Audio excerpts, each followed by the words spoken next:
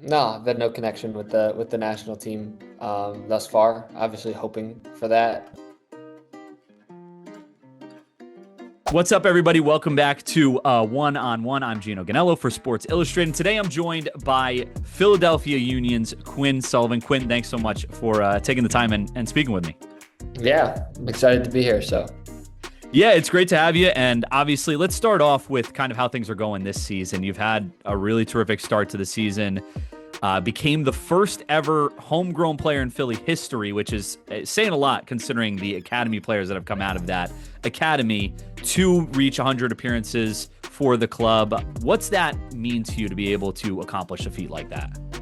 Yeah, it's definitely a large honor, and I mean, it's not that important, but it's definitely exciting and something that I didn't expect, didn't know until it kind of happened. But yeah, like you said, the academy is super talented and has had a lot of great players come out of it. So to be able to have that record is cool. But yeah, it's nothing more than just than a record. You've had a couple really good seasons now for Philly.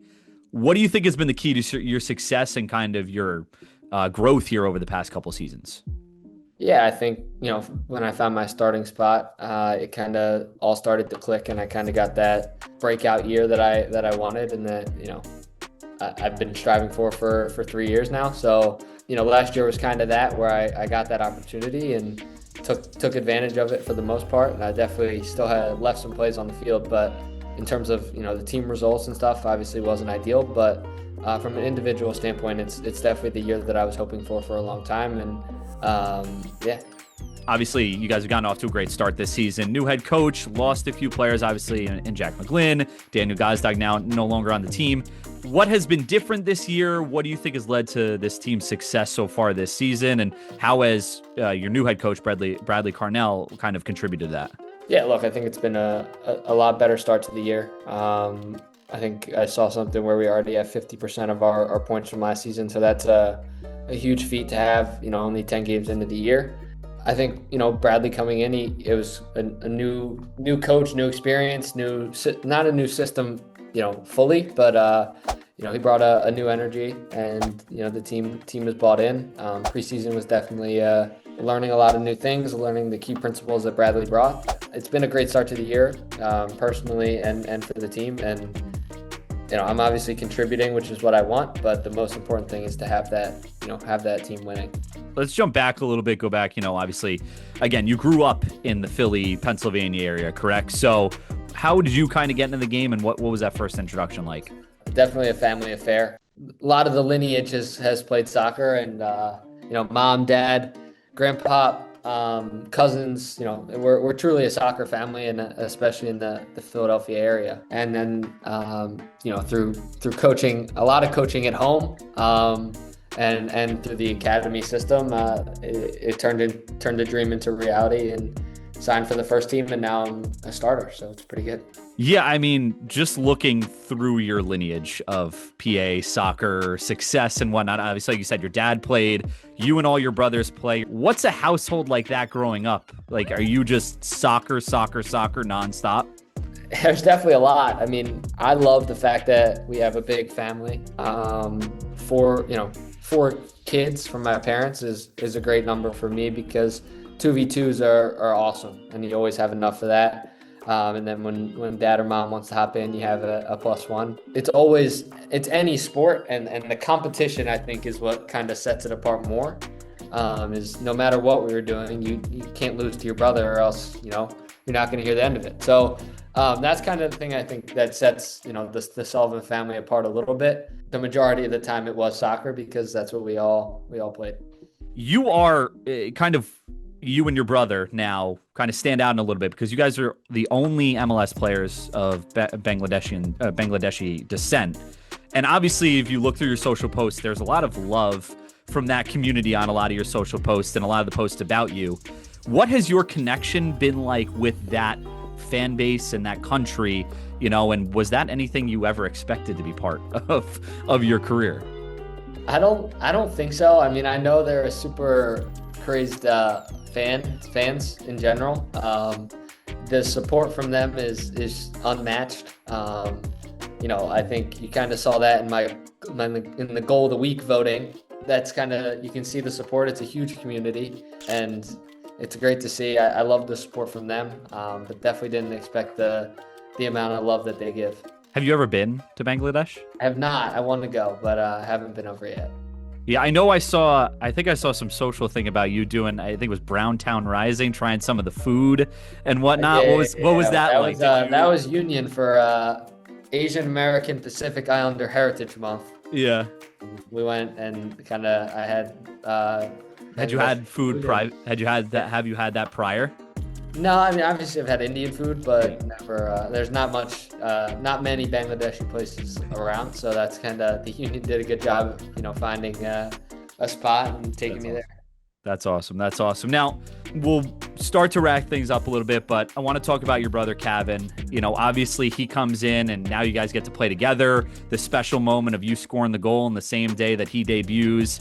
What's that experience been like? Obviously at home, playing soccer together, getting to be on the same pitch together is great, but you're now doing it at a professional level and being able to experience a lot of these big moments in your career with your brother alongside you. In all of the ways, it's a dream come true.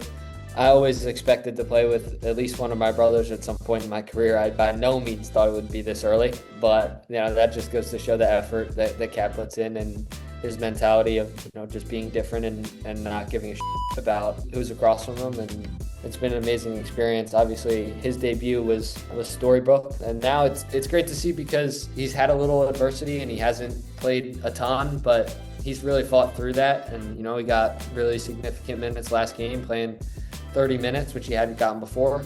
As an older brother, you have your moments where you want an older brother and be that support, but also as a teammate and a brother to him, I know he has to go through these experiences and kind of the same ones I went through of, you're not getting the minutes even though you think you're playing well, and you're playing well and you're doing all the right things, you're doing the extra work, and the minutes aren't coming necessarily, and that's tough, but that's the reality of things. And for him, I think he's coming out of that, and he's really dealt with that side of it well. How much does he listen to your advice? He definitely listens.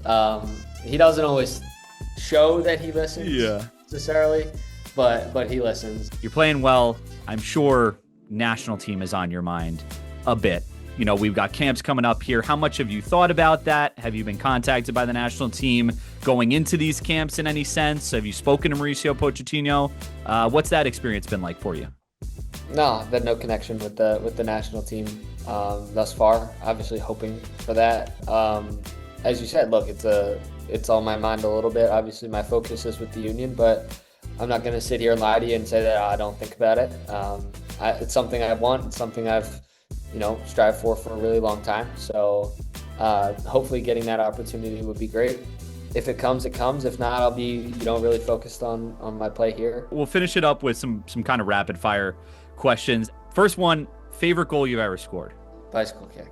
What was that moment like for you? Was that, obviously it's you come on, you get your first start and you're making a bicycle kick. Do you feel at that point, was there pressure you're like, I got to score bangers every single week now? It's definitely, I scored a lot of outside the box goals. So there was definitely a couple of he only scores bangers, but definitely not any pressure towards it. I think it's going to be tough to top the first one, but what a story that is to tell. So I'm fine with it. Stadium you have not played in yet that you would like to play in sometime in your career? My grandpa is a Man U fan. I'm sorry for him because of that, but Old Trafford would be sick. Most difficult stadium you've played at in your career? Pachuca. Life is on the line. Someone has to take a penalty to save your life. Who are you giving it to? I'm going to give it to Cavan Sullivan. All right. I think Cav would score to save my life. If he skies it, I'll know how he really thinks about me. So go to pregame music that you're listening to. See, this is tough because on the way into the car, like on our ride in, Cav plays the music. Okay. So he's in charge of the aux. But for me, I'd say I have a playlist that's Lil TJ, A Boogie, and Polo G. So all right. And Sleepy Hollow. Well, what's Cav playing in the car? Dude, it doesn't matter. Anything. We start off with some old music, like Vienna by Billy Joel, like old, and then we'll start to pick it up as we get towards the stadium. You can only have one thing to eat the rest of your life. What are you eating? Okay, here's how I do. I go potatoes. Okay, But I like that. is because you can do so many different things with it. Yep. Like you can make it so many different ways. So that, that variance is going to help me not go insane. Favorite soccer moment of all time that you weren't on the pitch for? I mean, watching the World Cup final with my family, the past World Cup was insane because we were all together, all going crazy. Like predictions were flying, everyone was yelling, and that's such a vivid memory that I have. Obviously not a great memory for you guys, but it followed what was Like a great the MLS Cup final. Yeah. So from a neutral perspective, it was great, but obviously I saw not a comment. It was like, the MLS Cup final walk so the World Cup could run or something. It was pretty funny. Yeah. Sport you would play if you didn't play soccer? I mean, I grew up playing baseball, so I'd have to say baseball, but I'm going to be honest, I was not good. I couldn't hit for shit. So I honestly think I could be a top-tier can-jam player or spike ball on the beach. Yeah. I think I could be a professional. Fun fact that not many people know about you. I still attend school at University of Pennsylvania. I don't think many people know that, but yeah, I take online classes at UPENN. Awesome. How's that going? I mean, how's that balance between school? It's not too bad, honestly. The system works pretty well. But the semesters are split up into 8-week segments. And I just take one at a time, grind it out. It should be like 6 years to finish. Favorite player growing up? Iniesta. Dad kind of saw similarities in our game growing up and always told me to watch him. And it's someone that, you could kind of model your game after. That's definitely changed a little bit since then. But, growing up, it was definitely more similar than it is now. Final one, who's your GOAT? Messi. All right. Messi is my GOAT, but I know I'm here for the debate too. I like the debate. Awesome. Well, Quinn, I really appreciate you taking the time. Best of luck this season, and hopefully we'll talk again soon. Yeah, thank you for having me. I appreciate it.